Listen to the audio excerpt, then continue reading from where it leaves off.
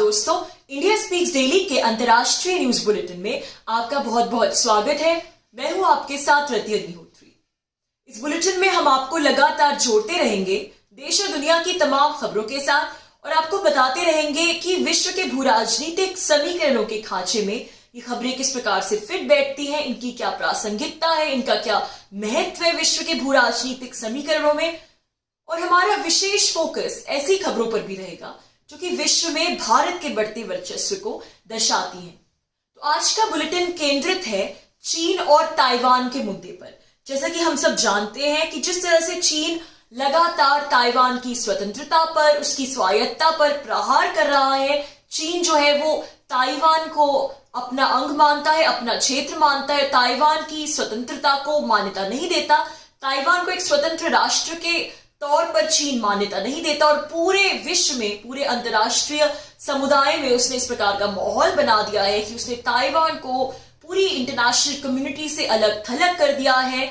बहुत से देश, विश्व के ज्यादातर देश ताइवान को एक राष्ट्र के तौर पर मान्यता नहीं देते। तो ये जो कुछ भी चीन कर रहा है इतने लंबे समय से ताइवान के साथ, उससे ताइवान वासी अब इतना आग बबूला हो चुके हैं, उनके भीतर का जो क्रोध है वो इतना ज्यादा भड़क चुका है कि वो चीनी वैक्सीन लगवाने को भी तैयार नहीं। फोकस सर्वे रिसर्च द्वारा किया गया एक सर्वे बताता है कि ताइवान के 67% लोग चीनी वैक्सीन नहीं लगवाना चाहते। कोरोना वायरस चीनी वैक्सीन कहने का मतलब यह है कि अगर ताइवान आगे चलकर चीनी वैक्सीन आयात करने का निर्णय लेता है, चीनी वैक्सीन आयात करता है, तो ताइवान के 67% लोग कहते हैं कि वो चीनी वैक्सीन नहीं लगवाएंगे। इसके विपरीत मात्र 24.3% लोग कहते हैं कि वे चीनी वैक्सीन लगवाएंगे अगर ताइवान कोरोना वायरस के लिए, जो चीन का कोरोना वायरस के उपचार के लिए जो चीन ने वैक्सीन बनाए, यदि ताइवान उसको इंपोर्ट करता है तो। और सबसे ज्यादा दिलचस्प और चौंका देने वाले जो आंकड़े हैं जो मैं आपको अब बताने वाली हूं वो ये हैं कि लगभग 40% लोग, लगभग 40% ताइवान के लोग, 39.9% लोग किसी भी कीमत पर चीनी वैक्सीन नहीं लगाना चाहते। यानी चाहे हालात कैसे भी हो, चाहे उनके पास कोई और विकल्प मौजूद हो ना हो, और चाहे वो वैक्सीन, कोरोना वायरस वैक्सीन लगवाना उनके लिए कितना आवश्यक, कितना ही जरूरी क्यों ना हो, ये लगभग 40% लोग चीनी वैक्सीन किसी भी कीमत पर नहीं लगवाना चाहते। अब विशेषज्ञों का मानना है कि इसके पीछे सबसे बड़ी वजह यह है कि जो ताइवान के लोग हैं, जो उसमें से मेजॉरिटी ऑफ लोग चीनी वैक्सीन नहीं लगवाना चाहते, उसके पीछे सबसे बड़ी वजह तो यह मानी जाती है कि चीन ने वैक्सीन से जुड़े वैज्ञानिक आंकड़े उपलब्ध नहीं कराए हैं। यानी जिन चीनी कंपनियों ने वैक्सीन बनाया है वो इस वैक्सीन की एफिकेसी को साबित करने के लिए, इसको प्रमाणित करने के लिए उन्होंने ठीक ठाक आंकड़े, तथ्य उपलब्ध नहीं कराए हैं। और ये बात तो सच भी है कि शुरुआत के दौर से ही जो चीनी वैक्सीन है वो संशय के घेरे में रहा है, शक के घेरे में रहा है। कुछ समय पहले हमने इस बात पर रिपोर्ट भी की थी कि ब्राजील चीनी वैक्सीन ऑर्डर करने जा रहा था, बहुत सी डोजेस, लेकिन फिर चीनी वैक्सीन की ब्राजील में संपन्न हुई क्लिनिकल ट्रायल्स के नतीजे सामने आए और इससे सिर्फ ब्राजील ही नहीं बल्कि पूरा विश्व चौंक गया, क्योंकि जिस चीनी कंपनी ने वो वैक्सीन बनाया था उसने जो डेटा उपलब्ध कराया था ब्राजील की सरकार के समक्ष, और फिर जो ब्राजील द्वारा कराई गई क्लिनिकल ट्रायल्स में जो डेटा निकला उसमें उन दोनों में जमीन आसमान का अंतर था। जो क्लिनिकल ट्रायल्स में नतीजा निकला उसके अनुसार इस वैक्सीन की एफिकेसी जो उस कंपनी ने बताया था उसके मुकाबले, उसकी तुलना में काफी कम थी। तो फिर ब्राजील के राष्ट्रपति बोल्सोनारो ने, जैसा कि हम सब जानते हैं, भारत से गुहार लगाई कोरोना वायरस वैक्सीन डोजेस की, और भारत ने उनकी मांग स्वीकार भी की और भारत ने ब्राजील को कोरोना वायरस वैक्सीन की डोजेस भिजवाई। तो हालांकि चीन अब वैक्सीन डिप्लोमेसी, चीन जो है भारत की तरह वो भी वैक्सीन डिप्लोमेसी कर रहा है और बहुत से देशों में चीनी वैक्सीन निर्यात कर रहा है, भेज रहा है। लेकिन ये बात तो सच है कि अभी भी चीनी वैक्सीन को लेकर बहुत सा संशय बना हुआ है।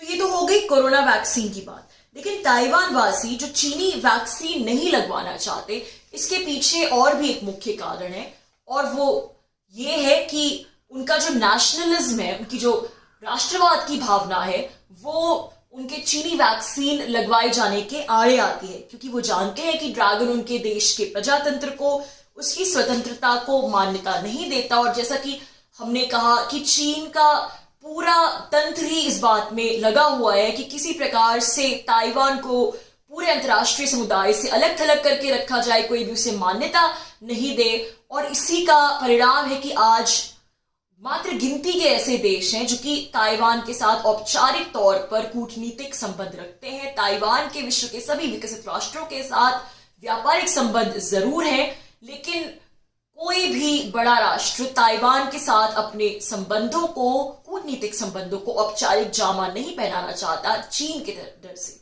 जितनी भी प्रमुख अंतर्राष्ट्रीय संस्थाएं हैं, ताइवान उन सब से भी बाहर है। तो ताइवान वासी ये सब जानते हैं, समझते हैं, और इसीलिए चीन के प्रति उनके मन में बहुत आक्रोश है। और शायद यही वजह है कि वहां के ज्यादातर लोग चीनी वैक्सीन नहीं लगवाना चाहते। ताइवानीज मीडिया के मुताबिक अभी रविवार को ही चीन का एक वॉर प्लेन, युद्ध विमान, ताइवान के एयर डिफेंस आइडेंटिफिकेशन जोन के चक्कर लगाते पाया गया। और ये पहली बार नहीं है कि ताइवान के एयर स्पेस में चीन का युद्ध विमान पाया गया। पिछले कई महीनों से लगातार जो चीनी युद्ध विमान है वो ताइवानीज एयर स्पेस में चक्कर लगा रहे हैं, उसको इंसर्कल कर रहे हैं। अगर विशेषज्ञों की बात माने तो चीन कभी भी किसी समय भी ताइवान पर हमला बोल सकता है। उधर ताइवान अपनी सुरक्षा के लिए अमेरिका के साथ अपनी स्ट्रैटेजिक पार्टनरशिप को और भी ज्यादा मजबूत कर रहा है, क्योंकि जाहिर सी बात है ताइवान एक छोटा सा राष्ट्र है और अपने बलबूते पर वो चीन जैसे देश के साथ, ड्रैगन जैसे देश के साथ टक्कर ले इतनी क्षमता, इतना सामर्थ्य उसमें शायद नहीं है। और इसीलिए अमेरिका के साथ जो उसकी स्ट्रैटेजिक पार्टनरशिप है उसको आगे बढ़ाने की कोशिश कर रहा है, क्योंकि सिर्फ अमेरिका ही एकमात्र ऐसी शक्तिशाली अर्थव्यवस्था है जो कि ताइवान का खुलकर समर्थन करती है। और ताइवान के विरुद्ध चीन जो कुछ भी कर रहा है उसकी जमकर आलोचना करती है। जैसा कि हम सब जानते हैं, डोनाल्ड ट्रंप शासनकाल में ताइवान का मुद्दा बहुत उठा था और डोनाल्ड ट्रंप ने अपने शासनकाल के आखिरी दौर में विशेषकर चीन की बहुत आलोचना की थी ताइवान को लेकर। और ताइवान किस प्रकार से अंतर्राष्ट्रीय समुदाय के लिए जरूरी है कि वो ताइवान को मान्यता दे, इस बात को लेकर भी ताइवान का बहुत समर्थन किया था। और ये बात पूरे अंतर्राष्ट्रीय समुदाय के सामने डोनाल्ड ट्रंप ने रखी थी, खासकर कि विश्व स्वास्थ्य संगठन में ताइवान की सदस्यता के लिए, ताइवान को सदस्यता दिलाने के लिए डोनाल्ड ट्रंप ने बहुत प्रयास किया था। तो अब तो खैर नई सरकार है, जो बाइडेन की सरकार है, लेकिन जहां तक ताइवान का सवाल है तो जो बाइडेन की सरकार भी, क्योंकि उनके अमेरिका के चीन के साथ खासा मतभेद है, तो जाहिर सी बात है कि जो बाइडेन की सरकार भी प्रो ताइवान है, ज्यादा प्रो चाइना नहीं है।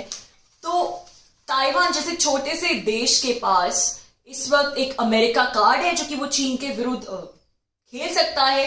और अमेरिका जिस प्रकार का अंतर्राष्ट्रीय दबाव बनाता है चीन पर विभिन्न मुद्दों को लेकर, यही एक शायद एक महत्वपूर्ण वजह है कि चीन की चाहते हुए भी शायद ड्रैगन की हिम्मत नहीं होती कि वो ताइवान पर आक्रमण करे खुले तौर पर। अब अगर कोरोना वैक्सीन की बात करें तो ताइवान में कोरोना वैक्सीन ड्राइव शुरू हो चुकी है। एस्ट्राजेनेका को वहां की सरकार ने स्वीकृति दी है, तो एस्ट्राजेनेका वैक्सीन के साथ वहां की जो वैक्सीनेशन ड्राइव है वो शुरू हो चुकी है। हालांकि ताइवान में कोरोना वायरस के केसेस इतने कम हैं कि आप अगर सुनेंगे तो आपको इतनी हैरानी होगी कि भला पूरी दुनिया में इतना कोरोना वायरस हो रहा है तो ताइवान में केसेस इतने कम कैसे रह गए।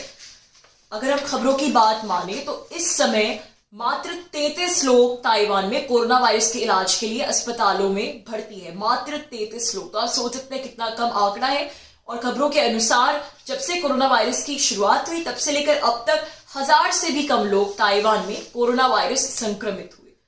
तो ये अपने आप में चौंका देने वाले आंकड़े हैं कि एक छोटा सा देश जो कि पूरे अंतर्राष्ट्रीय समुदाय से अलग थलग है, जो कि विश्व स्वास्थ्य संगठन का भी हिस्सा नहीं है, उसने भला कोरोना वायरस को नियंत्रित करने में इतनी सक्षमता, इतनी सफलता कैसे हासिल कर ली। और कोरोना वायरस के शुरुआती दौर में भी ये बात उठी थी और यही एक वजह थी कि डोनाल्ड ट्रंप जो उस समय अमेरिकी राष्ट्रपति थे वो ताइवान को विश्व स्वास्थ्य संगठन की सदस्यता दिलाने के पक्ष में थे, क्योंकि वो चाहते थे और बल्कि विश्व के ज्यादातर देश चाहते थे कि ताइवान ताइवान का जो तजुर्बा है, ताइवान का जो एक्सपीरियंस है कोरोना वायरस को शुरुआती दौर से ही काबू में रखने का, वो ताइवान पूरे विश्व के साथ साझा करे और पूरा विश्व इस बात से इंस्पिरेशन भी ले। और जो ताइवान का हेल्थ सिस्टम है, जो उनकी स्वास्थ्य सेवाएं हैं और किस प्रकार से उन्होंने कोरोना वायरस को काबू में रखा, पूरा विश्व इस बारे में जाने। लेकिन उस समय जैसा कि हम जानते हैं,